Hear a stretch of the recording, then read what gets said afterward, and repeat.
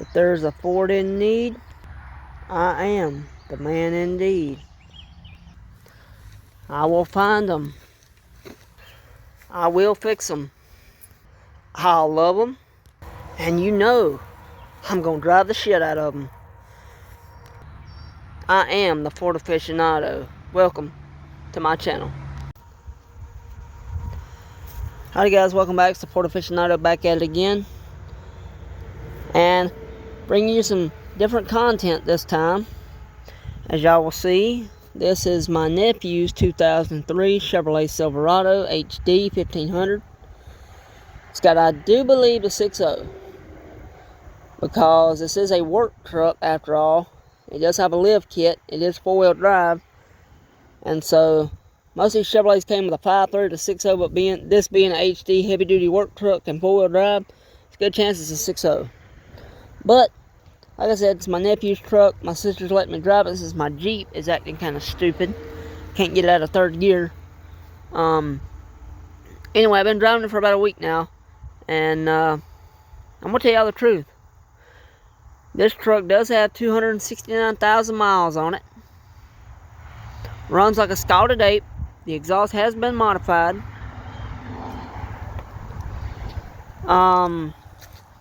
Like I said, it does have a lift kit on it. As you can see, it's got 275, 65, no, I'm sorry, 285, 75, 16-inch tires on it. 4-door LS.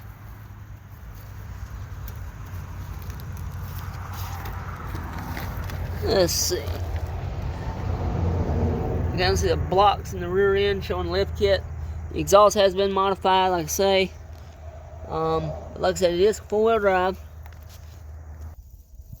Right there is a giant front differential. As you can see, CV axis in the front. And I know I'm going to get a lot of hate on those Chevrolet lovers, but you can't deny it. All Chevrolets, I don't care if it's 20 years old or if it's 2 years old, they all leak oil. If you can see that oil pan right there where it's been leaking.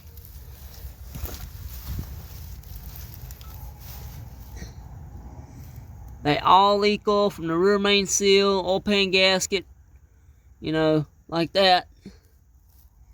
So, but all Chevrolets leak oil. I don't care if it's a Chevrolet truck, Chevrolet car, Malibu, Impala. I don't care. They all leak oil. As we go inside, oh boy.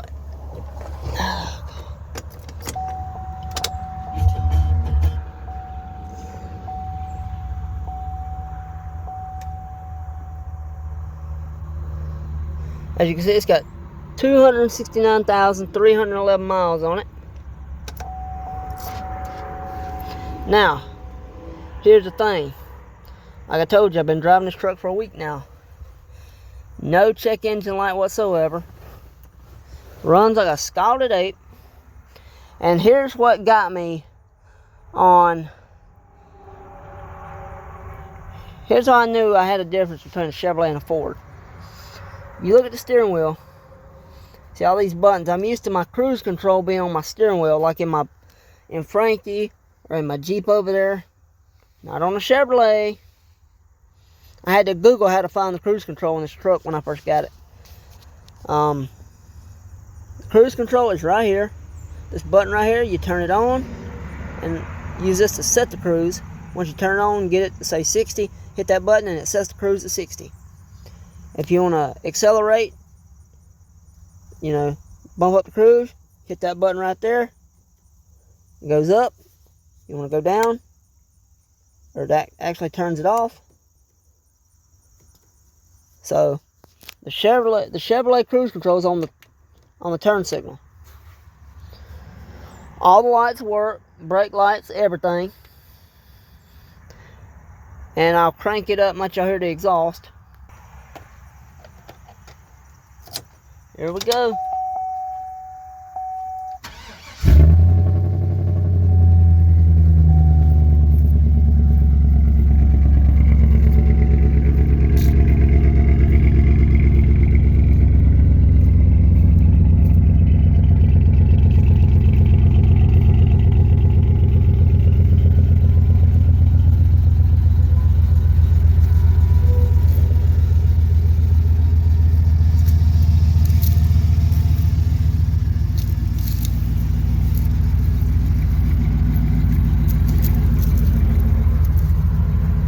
So it's a sweet sounding truck, it really is. Like I said, no check engine light. So I went and picked it up from my sister's house Wednesday morning before I went to work, this past Wednesday morning. And she was like, you know, you're having trouble with your Jeep, just go ahead and take it and keep it as long as you need to till you get your other truck going or your Jeep fixed. So I said, okay.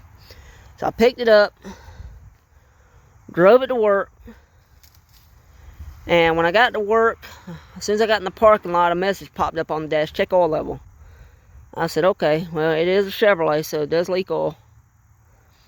So I parked, cut it off, let it sit about 10 minutes, come back outside, popped the hood, checked the oil level, pulled it out, wiped it, stuck it back in, pulled it back out again.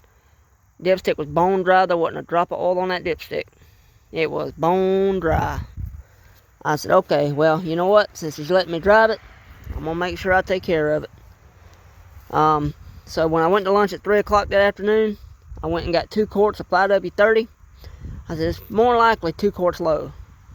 So I put those 2 quarts in, and sure enough, it put it right back to the full mark. I said, okay. So I'm going to go ahead and get the stuff when I get off work. I'm going to get the oil and filter and change in it. That's exactly what I did. I got the stuff changed oil in it, and I think I did it Friday night when I got home from work. I came out here and I changed the oil and filter on it. 6 quarts, clean oil.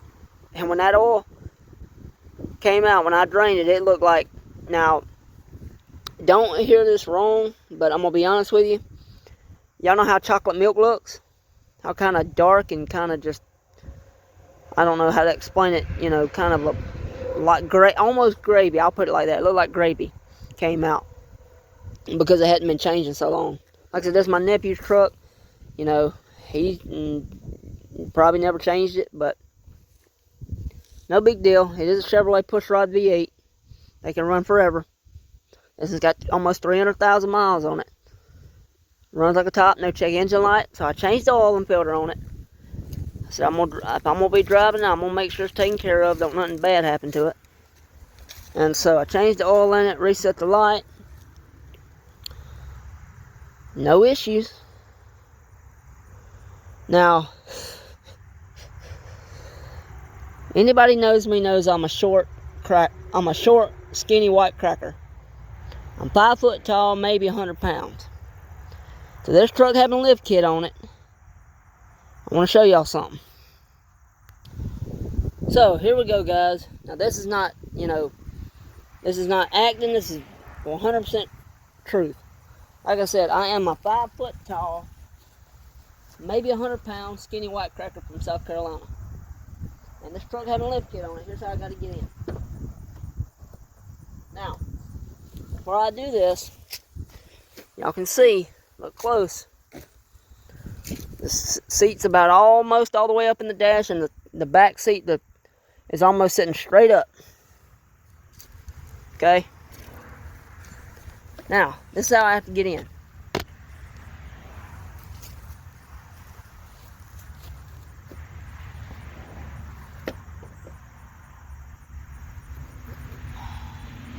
It's not really that big a deal, but, and this is no lie, when I'm driving this thing, because I'm so short, this is me driving it, okay?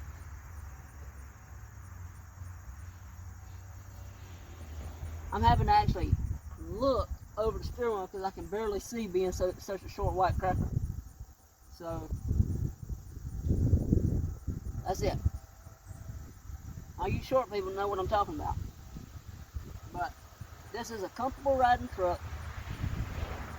Honestly, this is the first Chevrolet I've ever driven any length of time, you know, because everybody knows I got nothing but Fords in my yard, my one Jeep. So, this is the first time I've ever gotten to drive a Chevrolet for more than, 5-10 minutes at a time, like I do at work. Pull them in, change oil, pull them out, park it. On to the next one. I've driven this thing for exactly, come Wednesday morning, it'll be 1 week. And I have no complaints about this truck. The gas mileage is pretty decent for a V8. It rides good, runs good. Like I said, no check engine light. So, still works. Turn signals, lights work. So I had no complaints.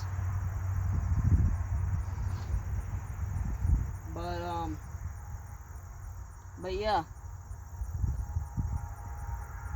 Put it this way, if I had to choose between buying a Chevrolet or a Toyota, I'm buying the Chevrolet. And here's the thing, money's no object. I would pay more for a used Chevrolet with 300,000 miles on it than I would for a brand new Toyota off the lot, for say 30,000.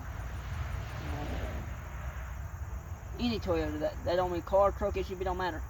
I'd spend $35,000-$40,000 on a used Chevrolet with 300,000 miles before I'd spend 20 on a brand new Toyota Corolla. That's just the way it is. I can't stand Toyotas, can't stand Hondas, can't stand Lexus. Toyota, Lexus, Honda, Acura, Subaru, and Mazda now that they're not owned by Ford. Mazda's owned by Toyota now. That's why I can't stand modern Mazda. But anyway, that's how I have to get in and out of this truck.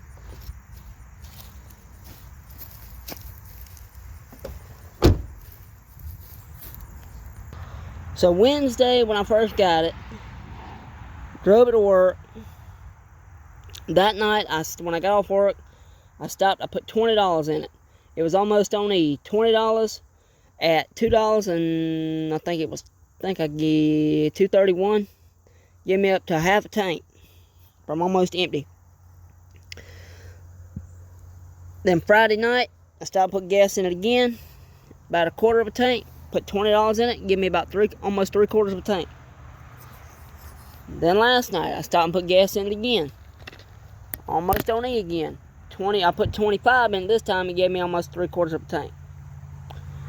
So I'll probably fill it up come Thursday when I get paid, and that should give me a full week. Because I'm pretty sure this thing's got probably a 30-gallon tank on it. Well, let's see. If it was almost on empty and I put $20 to give me a half a tank, that gave me like 8 gallons. I don't know, it might be a 20-gallon, 25-gallon. We'll see if I end up filling it up. But like you're supposed to do when anybody lets you borrow their car, bring it back with more than what they had in it when you got it. It was almost on in between E and a quarter when I got it, so I'm gonna make sure it's probably got at least 3/4 of a tank when I give it back, whenever that may be. But yeah, guys, this is the first Chevrolet that I've ever posted about on the channel that I've had, possession of for more than a day or so. So 2003 Chevrolet 1500 HD 4-wheel drive with a lift kit. 285, 75, 16 tires. The tailgate handle is broke, but I just picked my cooler up and sit down in the back. Nice Kenda Clever mud tires on it, all terrain, LT.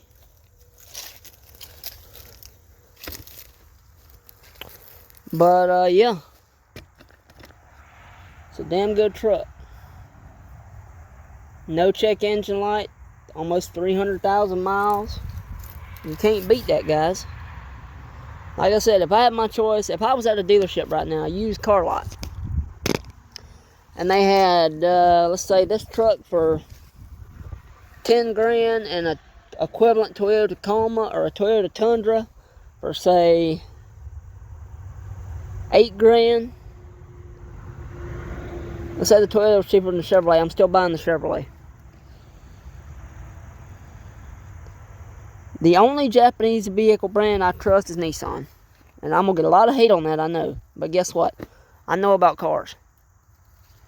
I know a lot more than most people. Not bragging, I'm just saying. But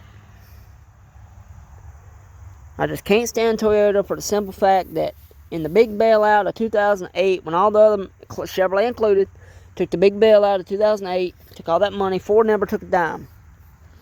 And I've had a lot of arguments with people on that. Yeah, Ford took money. No, they didn't. And I can prove it.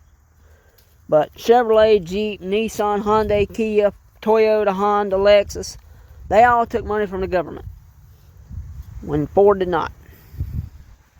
That's why I've got nothing but mainly Fords in my yard. But speaking of, you know, other car brands that I would have, Chevrolet, Nissan, Kia, Hyundai, Audi, Porsche, Lamborghini, I just wouldn't touch a Toyota or Honda with a 10-foot pole.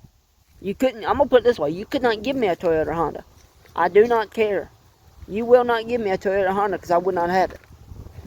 That's all there is to it. So, thank y'all for watching. Hope y'all enjoyed, and I will see y'all in the next one. If there's a Ford in need, I am the man indeed. I will find them. I will fix them. I'll love them. And you know, I'm going to drive the shit out of them. I am the Ford aficionado. Welcome to my channel.